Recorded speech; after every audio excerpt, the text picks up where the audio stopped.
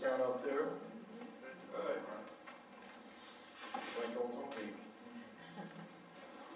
Thank you everyone so much for coming. Thank you for having me. We're going to talk about concerns. I told you that I wanted to share month after month, some different things about the wiles of the enemy. If we can learn the tricks of the enemy, we will be so far ahead of his game. We need to get on top of this. We need to learn what's going on. And I've been privileged to experience, just by working with people every day, for year after year after year, you learn the tricks that the enemy uses. So I'm going to show you another trick tonight, and it's very, very powerful. But the good news is that we have a remedy. We have a solution that is so powerful. So I'm out tonight to prove to you that my theory is not only real, but that it works. And that you have something that you can overcome the wiles of the enemy in such a powerful way. It is beyond imagination how far you can take it, but it's up to you. So I'm going to share with you a lot of stories because stories are cool, and stories help us understand that this is real. These are real life stories. The names have been changed to protect the innocent. You will get the idea. And I want you, as I tell you these stories, I told from different age groups and different characters, so you can get an idea, how does this fit into my family? And I'm sure you're going to see in some places how it will fit in with your family somewhere. And so we're going to talk about concerns and how the enemy uses them and uses us. We all have concerns for the people that we love.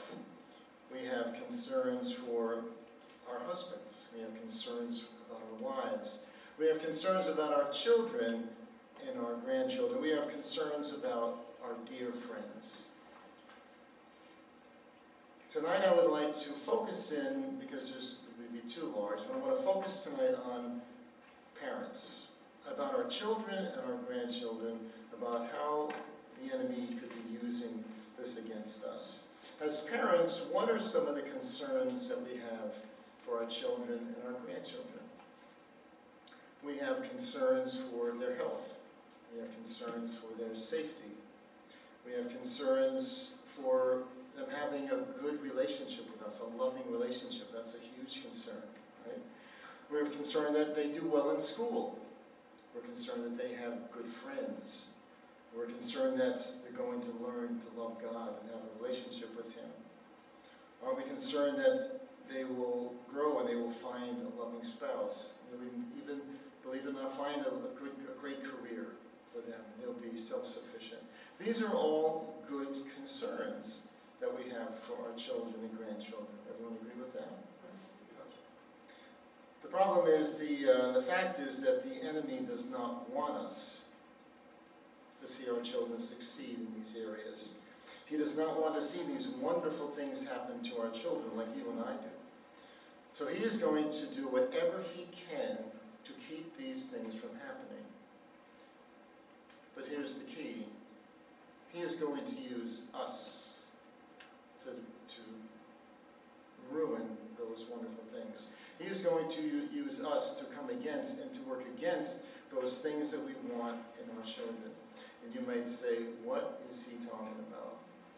Now you're going to blame me for my children not succeeding. So right from the fact, you need to know this is a trick, and all of us fall for it. If you are a good parent, you will have fallen for this trick. If you are a bad parent, you will not fall for it, because you're not concerned. This is about concerns for our children and our grandchildren. I can give you an example. I'm going to believe that you are all good parents. A man came in my office with his whole family, came in about a month ago, and this child was completely out of control. He was 4 years old. He was bouncing off the walls. He was just interrupting us constantly. He was rude. He was arrogant. You could not believe what was coming out of this boy's mouth. He was totally disrupting our whole time together. Finally, I looked over and I saw him. He was playing this video game. Right? And I said to his dad, who I was praying with his dad at the time, and I said, "What is your son watching?" He says, "Oh, I don't know." It's some stupid game. I said, let me see that. So he brings this game, the boy brings this game over, and I'm looking at this thing. And in this game, you've got this person, this boy, walking through this haunted house, and you've got these creatures that are jumping through the walls and devouring this boy walking through the house. And it's ripping him up and shredding it. This kid, and it's like, are you aware of what your son is playing? And he says, I don't know why he plays that stupid game. He says he plays it. He'll play it 12 hours a day, every day. I said, can I slap you? I said, I'm not believing this is. I said, you're not aware of what your son is watching. He said, you know what he said? He said, I just can't believe that he watches that stupid game. I said, who's the parent? I said, aren't you the parent? Aren't you have any control of what he watches? And he acted like I was from Mars. Like, what right does he have to interrupt this boy's? Well, this kid was filled with curses and spirits that had to be cast out of him before, and then the boy calmed right down. And I said, your homework is to destroy this game. You better be aware of what this boy is watching. So there are bad parents, and they just don't care. These things will not affect them because they just don't care. They will not bring these things upon their children because the enemy can't use them. The kids are already going to be lost, but different ways. Okay, so we're talking about good parents that are going to be tricked into affecting our children in negative ways. We're only one of many ways. I have to remind you again that it's not saying you did this to your children. I have to say that up front. This is just a way that the enemy uses to make loving parents bring about the exact opposite of what you like in your child. And because the enemy uses the people closest to us. You have to understand this principle. The principle is we send emotions one to each other. God has designed a network of communication that we were designed to bless one another. So this is a system of really just waves that we send to one another that's real. Quantum physics proves it, that we do send messages to each other, and they are very, very real and very powerful. We can go back to World War II when they began splitting the atom. But they went, and when they split the atom, they realized that they could study these particles. They could see the neutron, the proton, they could see the electrons spinning around. And they realized they could study the inside of an atom. But then they went into subatomic and they began splitting those particles. And then they realized that they could no longer study them. Because if one person looked at them, they moved a certain way. When another person looked at them, they moved a different way. Every person looked at them made them react a different way. So by learning this, I realized this all makes perfect sense. That we are designed to affect one another. Because when I think a thought, I'm going to move particles in your brain, and I'm going to just send you wonderful messages or negative messages. And how we take control of these thoughts is how we develop our children in the purest way. Paul says we need to take every thought captive.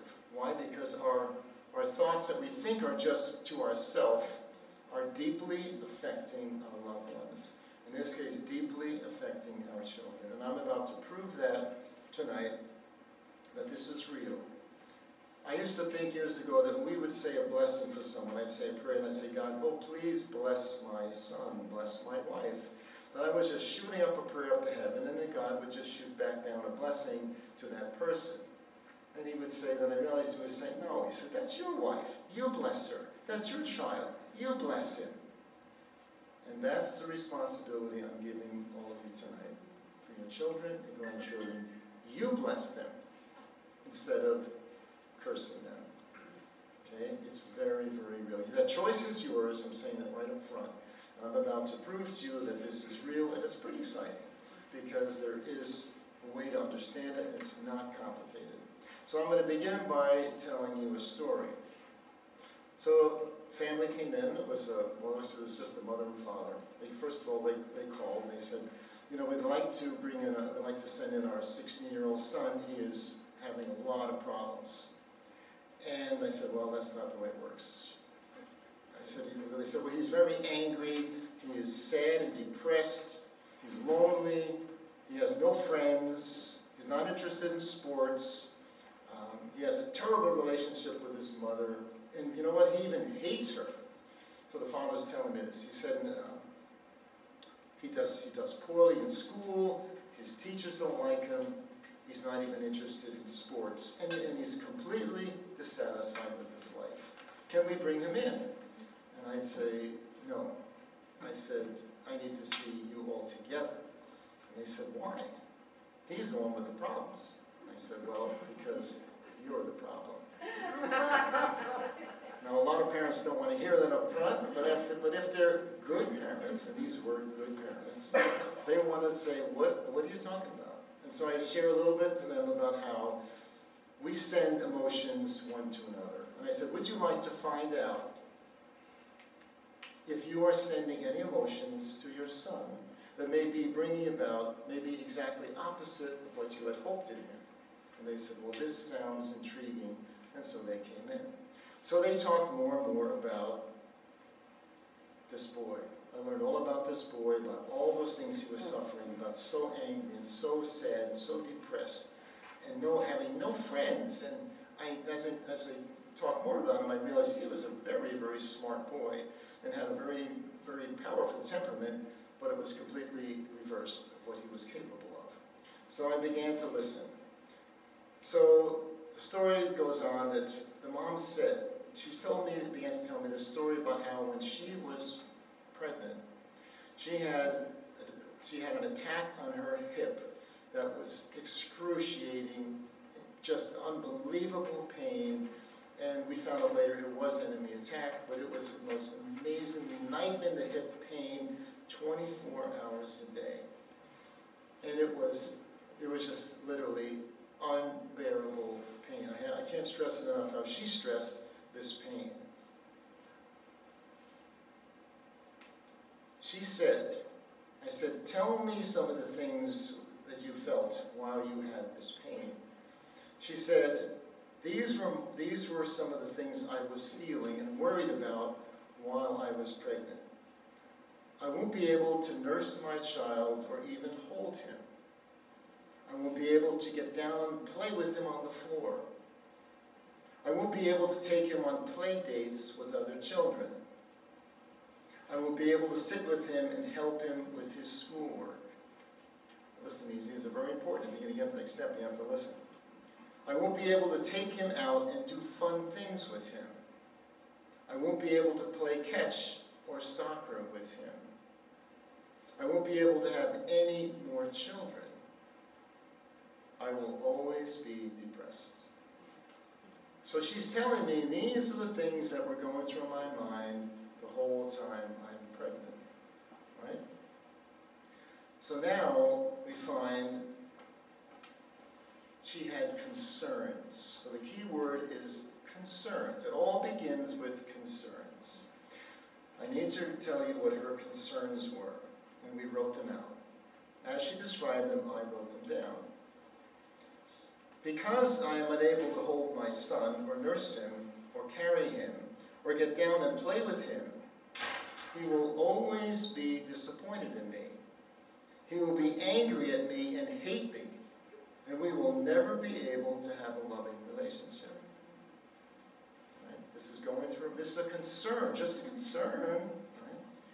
Because I'm in such agony with his hip and unable to speak sweetly to my son, but sternly, because she's in such pain, everything comes out sternly out of her mouth, he will never be loving towards me. Because I'm unable to give John a sibling, he will always be sad and lonely. Because I am so sick and unable to take John to be with other children, he will always be alone and will never have any friends. Any of this sounding familiar to what as I described the boy in the beginning? Because I am so overprotective of John, I am living in fear that he is going to grow up without sufficient self-confidence and self-assuredness and will do poorly in school. Because I'm unable to help John with his schoolwork, he will do poorly in school. Because he will do poorly in school, none of his teachers will like him. See this brilliant reasoning taking place? Because I'm not able to play catch or soccer with John or do fun things with him, he will never learn to like games or sports. Because I am sick and depressed and not able to give John the best, I am sure he will feel that he is insufficient and always lacking something, and will be depressed and unhappy with his life. This woman is telling me all these concerns she had while she was pregnant and then while she was raising him, all these concerns. And then I said, am I the only one in this room getting this? I said, do you see any connection between the way you described him and your concerns? You know what her first response was? You mean to tell me that I caused these things in John? I said, would you believe that you are a major influence? Would you believe that? And she said, I'm getting it. I'm starting to get a picture of what's going on. She said, I didn't realize anything about sending emotions. Of course, like all of us, I felt these emotions were just inside of me, and they were not affecting anyone. So she said, what do? Is it hopeless? I said, we need to turn around these things. So the first thing we do, I wrote them out. What you heard was called a lie. You see, a lie is something when we say the words always, never, everyone. When we start to believe those things, they're actually a lie. It's like saying, I will never get a job. I will always be sick. We say them out of frustration, out of distress, but we say the word always and never, and then the enemy takes over and says, I can work with that. Because that's a lie. It's not, you're not always going to be this way, and chances are things are going to change. Even with or without you, they're going to change. So he uses these lies. But as we come to believe something so strong, it actually becomes a lie. So we have a formula that I can share with you all later, that we use a formula to break these lies. We break them, when I said, and we renounce them, and we loose this person from this lie. Now you have a clean slate. Now you've broken it. You're stopping to send those messages that you're sending in the gazillions. We're sending them to those we love. In this case, she was sending those messages to the gazillion, and they actually all fermented and became true in this boy's life. He had no other real influences except for this. The father was actually very positive, very joyful, and very happy. So it wasn't coming from him, but in this case, it was coming from this let's give her a break, she was in intense pain 24 hours a day. Now, on a little note of how healing is so real, I have to put in this commercial for healing, because this is now 16 years later. She can barely walk up my stairs to my office. She was still in this pain. Not as intense, because she had tried all kinds of treatments, but she was still in intense pain. The first thing that God told us to was to lay hands on this woman. We prayed on her. She was healed instantly. She had suffered for 16 years and could have been healed, but just didn't know it. She was healed, and she walked out of my office and down the stairs, and she said she was ecstatic. So now see, why did God do that? Why would God really be into that kind of healing? Well, because God knew, he said, we got to turn this boy. He's after the boy, right? He wants that boy healed. So I got to get mom into the positive if we're going to get this boy healed. So maybe that's why he just really responded. This woman is instantly healed. Now she's full of joy, right? Now I have some room to say, why don't we turn these lies into affirmations? Okay, and then I'm going to tell you what happened, because what would be the point of this, right? Each story has some positive conclusions, you see. So together we wrote these. These are called, and I'm giving you examples because this is what you're going to do when you go home. You're going to write down the concerns I have for someone that I love very much. I need to give enough so you get a picture of how to do this. And then we're going to turn those into truths and affirmations. And those you can say every day, as many times as you want, because believe me, the person hears them. If we believe curses are real, we believe that we say negative things, people feel them and they experience them. We know that. We all believe that. Why are we unwilling to believe that blessings are so real, that we have the power to bless? We understand we can curse each other, but why? I have the toughest time believing, convincing people you can really bless your loved ones. In this case, we're blessing our children tonight, right? So we wrote these together. I love John with all my heart and give him the very best I have. John knows I love him and deeply desires a loving relationship with me as much as I desire one with him. Now, think about the lies, the concerns that she had before. We canceled those out, so he's no longer hearing them. And now he's only hearing Mom's blessings, right? It's true. As many times as you say them, and then God multiplies. I'm going to explain to you how God multiplies your blessings and why it can happen so quickly.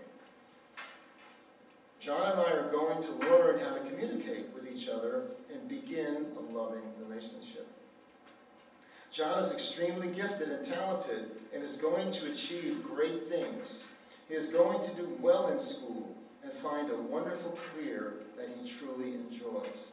Now, they believe he is totally capable of these things. They're not making up Mickey Mouse stuff. Oh, he's going to be the President of the United States. He's going to be an astronaut.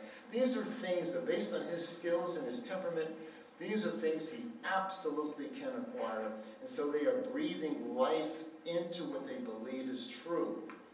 They are filling him with truth. John is going to be thrilled with his accomplishments and is going to love his life. John is fun and outgoing and truly loves people. He is well liked by his classmates and teachers and is going to have many good friends. John is going to realize how blessed his life really is and is going to become happy and content with his life. Pouring blessings after blessings. She says, I'm going to do this. She was fired up. So she goes home. And she spent the whole morning just reading these blessings and blessings. She says, I got to catch up for lost time. So she began just pouring these blessings into him. And she's just saying them. He's at school, right? And she's just speaking these blessings into him. This boy, every time she picks him up from school, he's angry, he's depressed, he's miserable. She picks him up every day from school. In fact, she'll say, good afternoon, John. He'll say, no. Just negative. She says these blessings. This is in one morning. This is a little amazing, but God really, she was powerful, and God stepped in. She picks him up from school, and he comes to the car, and he's smiling, and he's cheerful. And she's like freaking out. She says, did something happen today? Did you get a big award today? Did you meet a girl? He said, no, nothing. Did anything different happen today? She's already trying to discredit it, right? Did anything happen today that makes you so happy? He said, no, it was a normal day. She says, yes. She goes home, and she does it again the next day. And she prays again, this furiously over this son. She's just really making up. She picks him up again. He's cheerful again. This is after 2 years of miserable. They spent the first 4 sessions just telling me how miserable this kid was. I was very much indoctrinated in how depressed this boy was. And he hadn't smiled in years. And now, 2 days in a row, he comes and he's cheerful. So you say, well, how is this even possible? Well, you have to know how much God is all about blessings. When you say a curse to someone, let's say you even think a thought, he's never going to have any friends. He's never going to do well in school. Let's say it's worth 1 point. It's one curse that you speak to your child, and the person hears that very clearly in the spirit realm. When you say a blessing, God is all over it. This is what I've learned, that you read in Scripture, it says God multiplies, He increases the blessings by up to 10 times. So I came to understand that if you say a blessing, God immediately is all over it. He increases it times 10. Now it's worth 10 times what your curse was. Say it once more, He increases that 10. Now what have you got? You've got 100 blessings into John.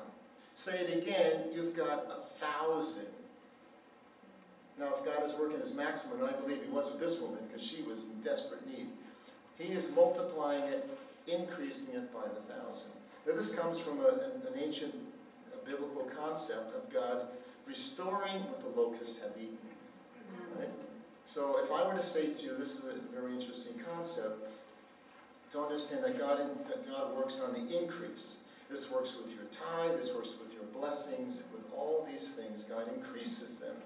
And so, let's say that you and I are both farmers, and we come out one day and you tell me, you're not going to believe this, the locusts came in last night and they completely devoured my wheat. And it was about this high. It was completely eaten to the ground, destroyed. And I say to you, don't worry about a thing. I know a technique. I can restore your wheat. When you come out tomorrow morning, you will see your wheat restored. What would you expect to see? Where would you expect to see your wheat? Right there, right? Same place it was. In the Hebrew, that word, restore what the locusts have eaten, means it's above the ceiling. It's up to 10 times what it was. Because God has to outdo the enemy. He's not going to just say, well, just tit for tat. Right? What happened when Moses threw down his staff? And it turned into a snake. And then the sorcerers of Egypt, Pharaoh, they threw down their staff, and what happened? It turned into a snake. And then what happened? Right. God will not be outdone by any stinking enemy. Moses' snake eats them to show that I always have to show you that I am more powerful. So that even if I had some trick that I could restore your grain to this height, I can't make it grow 10 times what it was. I don't care how good a magician I am, right? So that's why I want you to be excited about doing your blessings for your loved ones, because you have to know this principle. It's not as difficult as you think. God will increase them by 10 every time you say them. This woman said, if that's the principle, I'm saying them all day. She recorded them. She listened to them when she's driving. She's just blasting her son with these messages. Okay, it gets better. Just to stay on the same story. This is what got me really rolling on this theory. So she says, and I didn't even know this, but she had more concerns that she told me about later.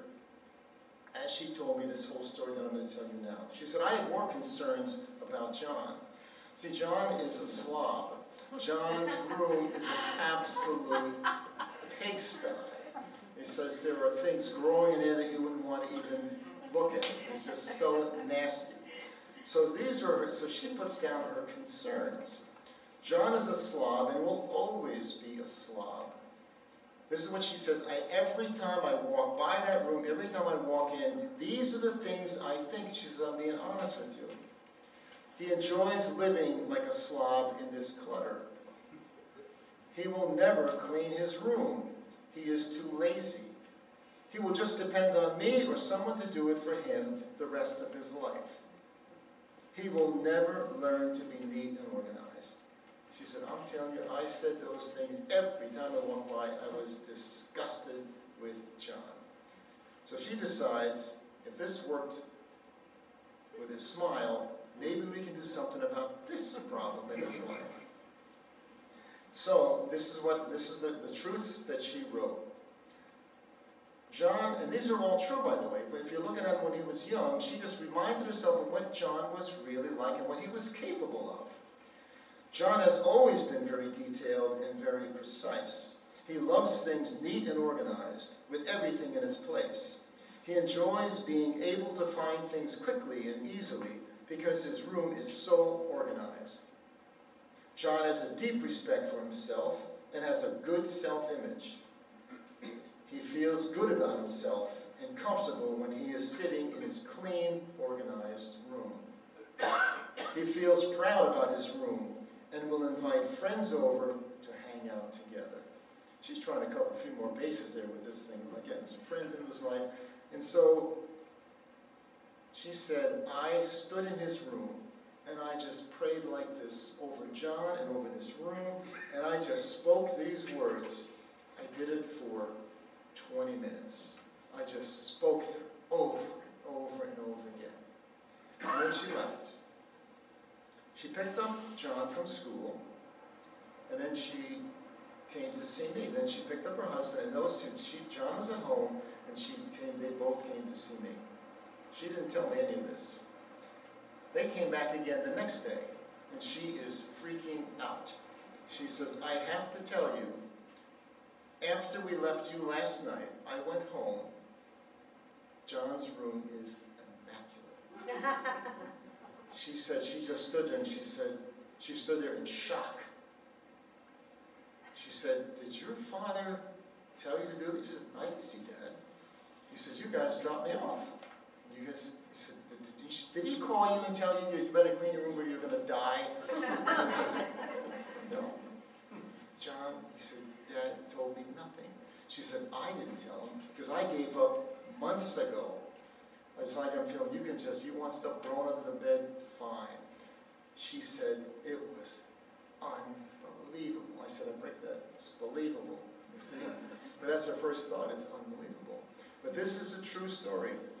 But she speaks with power. So we see the same power that she had to curse her son. This woman had the boldness and the determination and the power to change that boy around. It is night and day difference. All right, I'm going to tell you another story. Now I'm going to give you some other examples. This was about a girl. She was age 9. This is a very, very amazing story because this girl, you have to know, was completely, I'm going to say, demonized. She was an adopted girl, had very, very many demons in her because of that. All comes with the adoptive problems, and the rejection is huge, and so it invites in a lot of oppression, a lot of negativity. And there was many, many lies this girl had believed, but she was extremely violent, extremely vulgar, powerful, and controlling. She controlled the whole family. It was a family of 4. She controlled the whole family. She was so powerful. And she had everyone just running scared. She was so violent and so aggressive. And so we began looking at what were some of the concerns of the mother. And then I'm going to tell you, I'm just going to give you a different method. I'm going to show you the concern and then the truth that we wrote. Everything I do with Jane has to be difficult. Her truth. From this point on, everything I do with Jane is going to be peaceful, fun, enjoyable, and successful for both of us. It will always be hard for me to believe Jane because she always lies. Jane knows her Bible and understands that God is truth and that we must always speak and believe the truth. We will continue to encourage her and praise her for always speaking the truth. See the word different? I'm saying truth. I'm just pounding her with the word truth as opposed to the word lies.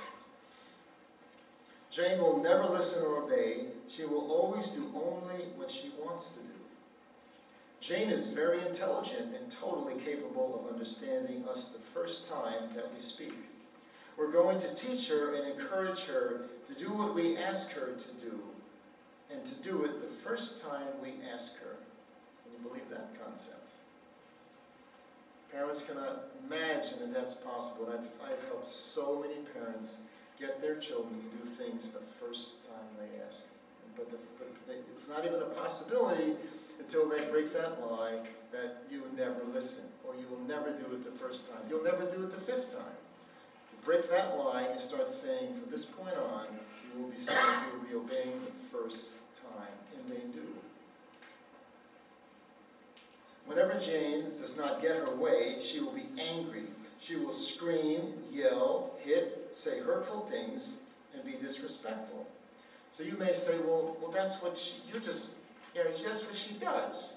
That's what she always is. I'm just reporting, I'm just thinking about what she does. So my point to you is, when did it begin? And we trace it back with many, many, many parents and find out that because we don't know how often we have to think something before it becomes really pounding you with this thought. So maybe this girl in the beginning was this way. Okay, she was this way. So I remember I said in the beginning, and warning you, saying you are not causing this behavior, but you are increasing it ridiculously in the gazillions of times.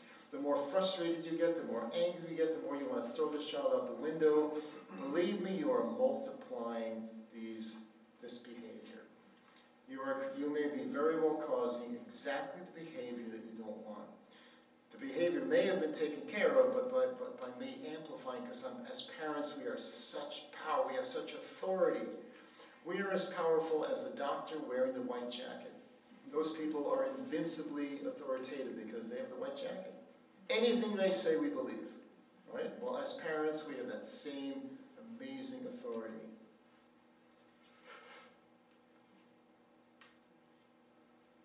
We're going to continue to teach Jane, and she will understand that her way is not necessarily the best way or the most beneficent for her. But instead, what we are suggesting is the best for her because it comes from our love for her. See the difference between the messages? Jane will always believe that she is inadequate and not good enough because she was adopted. Jane is going to see herself exactly the way God sees her and the way we see her. As beautiful, smart, gifted, talented, creative, expressive, loyal, powerful, and funny. She is beautifully and wonderfully made by God, exactly the way He designed her from the beginning of creation. She is exactly who she needs to be, and equipped with all she needs in order to do exactly what God has called her to do and to be in this life. Jane will never be able to receive love and see herself as lovable because her birth parents rejected her. Sounds logical, right? Remember, everything I'm saying, you say, well, that's just reality. What about when you're told reality gazillions of times? We become what we're told. We become what we are. Every day when I looked at my 3-year-old daughter and I saw her, the way she colored, the way she was inside those lines, I said, Angelina, you are an amazing artist. I didn't say you will be. I said, I breathed life into her. I said, you are an amazing artist. You are so creative. Look at the designs that you can do at 3 and 4 years old. Guess what Angelina is today? Phenomenal artist. I said to my daughters, I said, you are amazing dancers. You're so creative. You're brilliant the way you choreograph. This is at 5 and 6 years old. You are such amazing dancers. You're so gifted. Guess what they became? Amazing dancers. Talented, creative. We breathe life into them. You choose. This is your choice. You can either hear these concerns and you can just stop them because now you understand a principle. They are definitely reaching my children. I can turn this around much quicker than what I thought. My relationship with Jane will never satisfy her because she will always want more. As we continue to help Jane heal of her inability to receive love and attention and be filled, she is learning to be content and satisfied with our time together and with what we give her.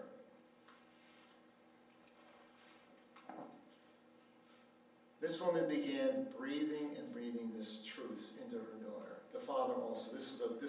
team effort. The father and the mother every day are saying these truths into this girl. They're speaking them over and over again. So they came in a week ago.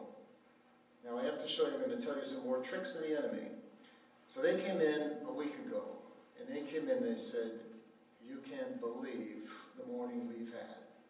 And I said to my guidance, I said to myself, good sign.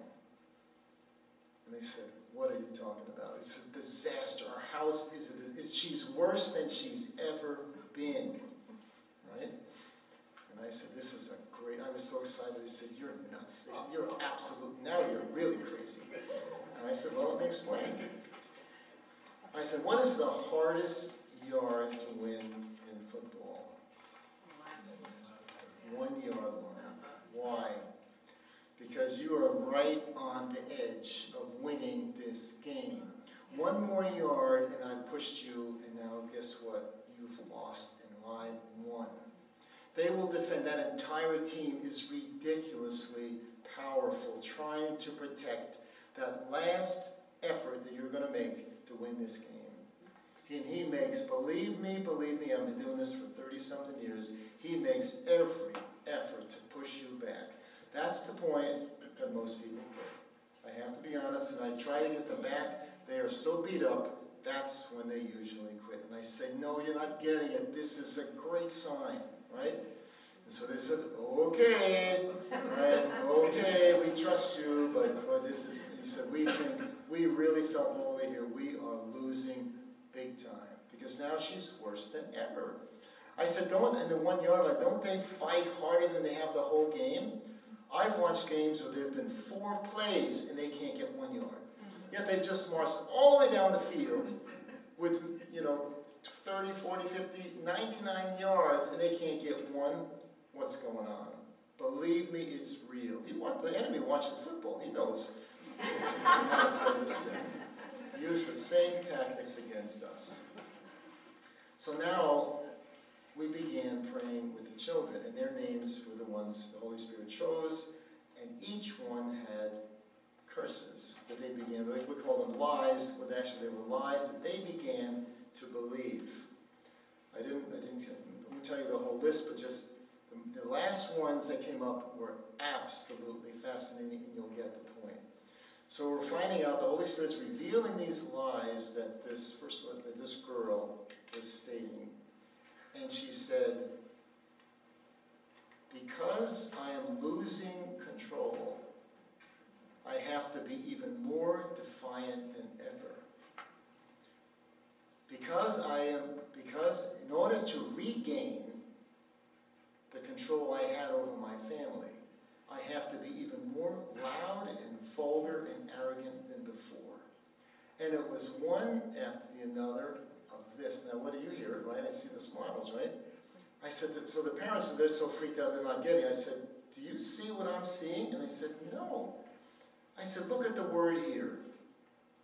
Regain what I have lost. Gain back what I have lost. What I lost." That means we won. We won.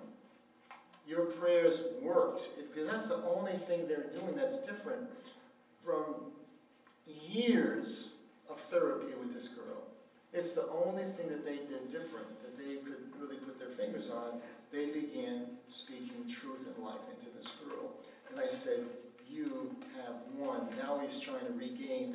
He's on the 1 yard, and he is done. He's finished. Now you pour on the attack, right? And that's what they're doing right now. I had the same experience. This is real. It's real. It's real. I had the same experience with another boy and girl who were both adopted, both causing the same kind of violent, amazingly powerful behavior in their family, especially this little boy. Another one, 9-year-old boy. He was also causing this kind of, and we began praying and praying and praying. And they were praying these, just speaking truths into these children. Lists and lists of them. And the children were changing. We saw amazing results. Amazing, beautiful. These children, the same children that, to give you an idea how powerful and violent these kids were, the father was 250 pounds, could not hold that boy on the ground in my office when he had a rage, one of his fits of rage. Powerful, demonized. I mean, so powerful. The same boy was now sitting in my office playing with his Legos. Just playing there and just smiling, happy. It's amazingly powerful. Last Saturday, they come, and the mother comes up the stairs. She said, "What a morning we've had." And I said the same thing. I said, "Here we go. Here we go. It means we're winning." Do you know that the exact same things came up with this boy? His was, "Because I have lost." He felt completely beaten. He said, I have got to do, and his list was so amazingly powerful of how he had a whole plan. I'm going to turn mom against dad. I'm going to turn dad against mom. The kids are tricky, clever. Now, he's all being influenced by the enemy, of course, but he had a very clever line of attack, how he was going to win back his control of that family. Amazing. The parents got so excited. We broke those lies. The kids, they went right back. They were in the best place they've ever been in. This is about 4 months we've been working together. This is after 5 years of trying every therapy known to man. Thousands and thousands of dollars. 4 months together, and this child is completely turned around. So believe me, I said, this is very, very powerful. What we speak into these children is real. It's very, very powerful. I'm going to read you just a few more. This was a girl, 32 years old. Also, this girl was suffering from an addiction, very rebellious, very much wanted to be independent on her own, and just fighting everything these parents are trying to come up with. Mary will always yell and rebel until she gets her way. The truth. Mary will learn her temperament and use her God-given talents to help others and glorify God. She will be able to handle her emotions well. Mary will never be able to manage her money. Mary has demonstrated that she can handle money when she was working as a waitress and paid all her bills. See, we're finding some evidence in the background that these are true. These are things we believe that are true in our children. And so we draw them out. She is responsible and generous to others with her money. She will never be a responsible adult. This one comes up a lot with frustrated parents. Mary will be responsible and live as an adult on her own. She will grow in maturity and will be great in whatever job she takes on. Mary will always need prescription or recreational drugs. Mary will not want or need drugs to alter herself. I believe she will choose good, natural health. She will never be a good driver. Mary is fully capable of becoming a good, responsible driver. See, they can be very simple answers. They don't have to be, like the woman's a little more explicit, but they can be whatever you want. Mary will always date inappropriate men. Mary has high standards and will be looking for a godly man to be her husband. She will not settle for anything less. She will be an irresponsible mom. Mary loves children and will be a great mom with common sense and a loving, godly heart. She will take care of her children and give them the very best. Mary will always have a sloppy house. And we can identify with that with her children. Mary likes order and cleanliness and will take care and pride wherever she lives and will have a clean and organized home.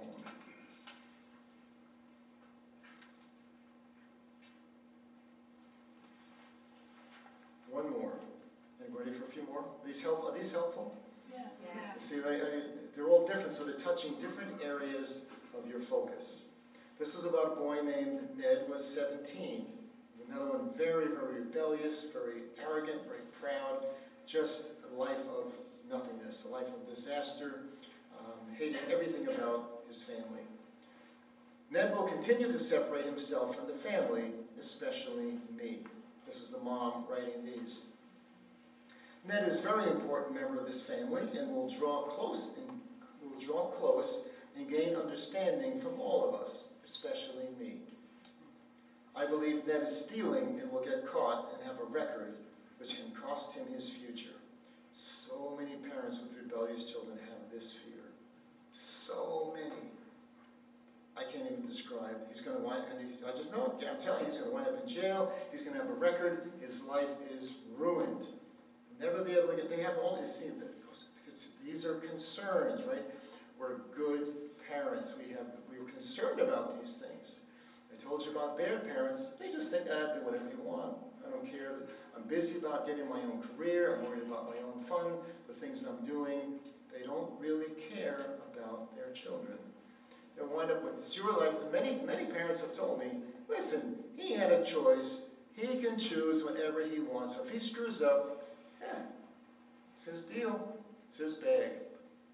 These are not good parents, right? All of us that are speaking here, I'm talking to good parents because we have concerns about our children. Ned knows and will obey the Ten Commandments. He will walk in the light of truth and become a leader through the mistakes he has made. I believe Ned is separating himself from God from God's protection by committing sin. Through us praying for him, Ned will grow deeper under the protection of God, no matter how badly he messes up. This woman is bound and determined to turn this boy's life around. And I am her number one cheerleader. I said, we are going to do this. And I share examples with her from others that, see, this is real. This is going to take place. It will take place. So, just a final little story to let you know, how do I come to understand this? How did I come to understand that we can truly influence one another? That parents have a deep, deep influence on our children.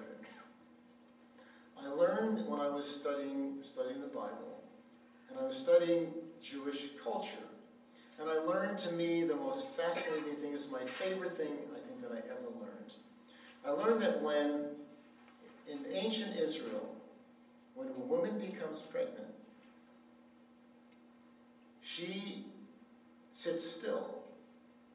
She sits in a room, and the next of kin, the closest relative, will come and will take care of all the household chores for 6 months. That's why Mary went to see Elizabeth.